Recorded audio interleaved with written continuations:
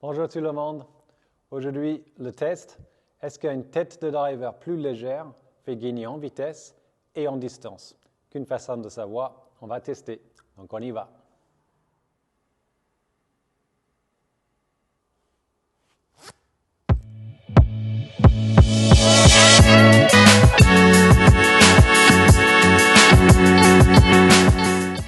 Donc pour ce test, il y avait le Great Big Bertha qui pèse, lui, 182 grammes et demi, et le Ping G430 qui, lui, est à 204 grammes et demi.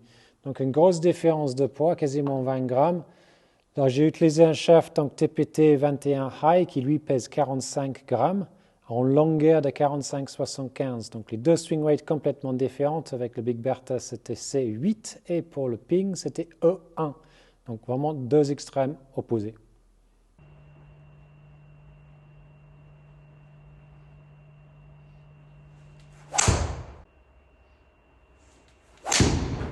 Avant de regarder les résultats, n'oubliez pas, si ce n'est pas déjà fait, de vous abonner à ma chaîne. Voici les résultats de ce test. J'ai commencé avec cette page-là, cette fois-ci. Et ce qu'on va voir tout de suite, c'est la différence au niveau de la vitesse de club. Donc avec le Ping, le G430 Max, j'étais à 107 miles. Et avec le Great Big Bertha de chez Callaway, j'étais à 111. Donc très clairement, j'ai pu swinger plus vite avec le Callaway qu'avec le Ping, juste par rapport aux différentes masses de la tête. Ce qu'on peut également constater, c'est que l'efficiency, donc en gros la restitution de l'énergie dans la balle, était plus important avec le Ping. Donc logique, il y avait plus de masse et donc du coup la balle elle est partie plus vite par rapport à la vitesse de club générée. Donc ok, on a swingé plus vite ici, mais la restitution était moins bonne. Donc ça c'est directement lié à la masse de la tête. Autrement, le loft donc dynamique de la tête des clubs, donc à l'impact, un tout petit peu plus important avec le Ping. Le dynamic là, il est assez intéressant aussi. Donc là, on voit que la tête des clubs était plus à plat avec le Ping. Donc ça, c'est la masse de la tête qui est en train de déformer le shaft vers le bas, donc verticalement, ce qu'on appelle le droop. Donc, ce qui a fait que le lie était plus flat avec la tête plus lourde. La face, donc relativement proche, un tout petit peu plus en ligne ici au square avec le Ping. Et le chemin de club et l'angle d'attaque très similaire. Et sur cette deuxième page, c'est là où on va voir la vitesse de balle. Et donc, il y a plus de vitesse de balle avec la tête plus légère. Donc, malgré le fait qu'il y avait un moins bonne restitution, entre guillemets, vu qu'il y avait beaucoup plus de vitesse de club, ça s'est quand même transformé en plus de vitesse de balle. Donc là, il y a 2 miles d'écart entre les deux têtes, ce qui est pas anodin. L'angle de décollage était exactement la même. En revanche, plus qu'il y a un peu plus de vitesse de club, ça s'est transformé avec un peu plus de spin. Et du coup, on a vraiment la même distance. Donc exactement la même chose donc avec les deux clubs.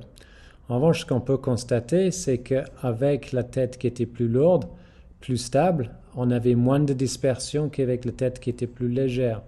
Donc il y a des avantages et des inconvénients de générer plus de vitesse des clubs.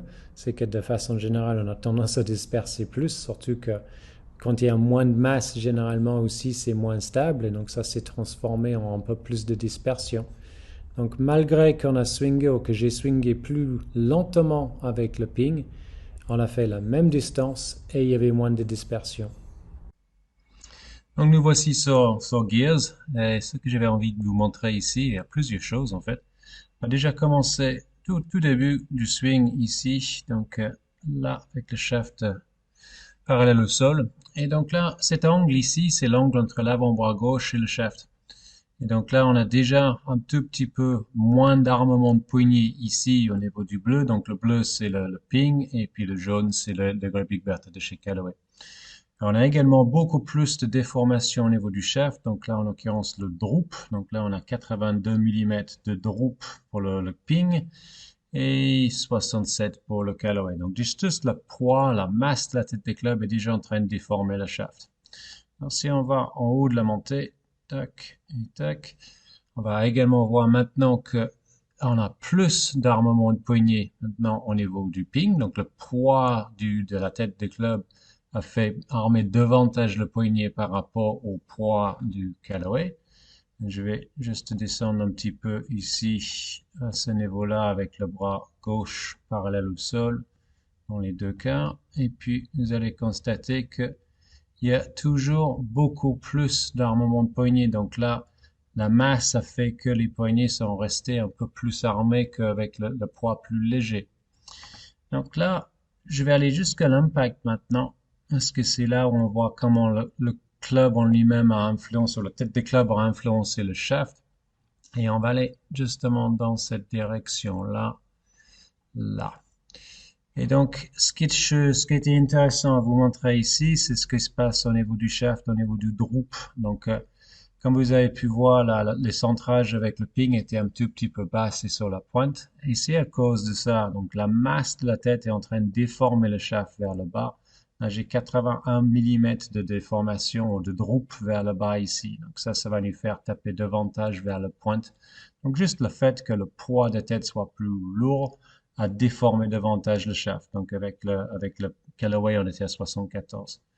On a également, au niveau du déflexion, plus de déflexion avec le ping, donc 51 mm, pardon, ça 48 mm par rapport à 42 mm.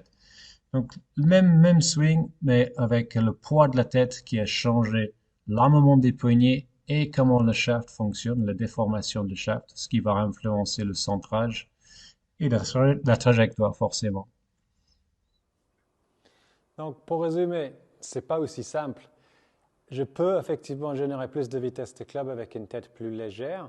Je peux même générer plus de vitesse de balle. Mais ce n'est pas pour ça que la balle est allée plus loin, car vu qu'il y a plus de vitesse, il y avait plus de spin. Donc c'est vraiment un calcul à faire. Alors c'est vrai que si on manque de vitesse de club, on a besoin de quelque chose un peu plus léger pour essayer d'accélérer, c'est complètement logique. Mais encore une fois, ce n'est pas pour ça que la balle va aller plus loin. C'est vraiment une histoire de la masse de la tête qui va faire qu'elle va partir plus ou moins vite.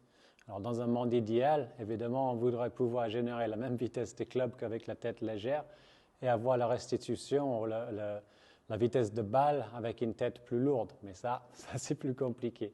C'est également intéressant à voir comment la tête ou le poids de la tête des clubs va influencer le shaft. Ça va également avoir des conséquences. Donc, si on va sur une tête légère, il vaudrait mieux avoir une shaft plutôt très souple et plutôt très léger, justement, pour essayer de générer un peu plus de déflexion, un peu plus de kick avec ce shaft, ce qui devrait générer encore davantage de vitesse de balle. En l'occurrence, avec une tête plus lourde, là, il va falloir un shaft un peu plus raide, justement pour éviter cette trop de déflexion. Donc, c'est vraiment un calcul. On est toujours en train de jongler entre trouver plus de vitesse des clubs, plus de vitesse de balle, plus de distance. Donc, c'est vraiment pas aussi simple que juste plus léger ou plus lourd. Donc, c'est pour ça qu'il faut faire un fitting. J'espère que cette vidéo vous a plu et je vous donne rendez-vous pour davantage de vidéos très bientôt.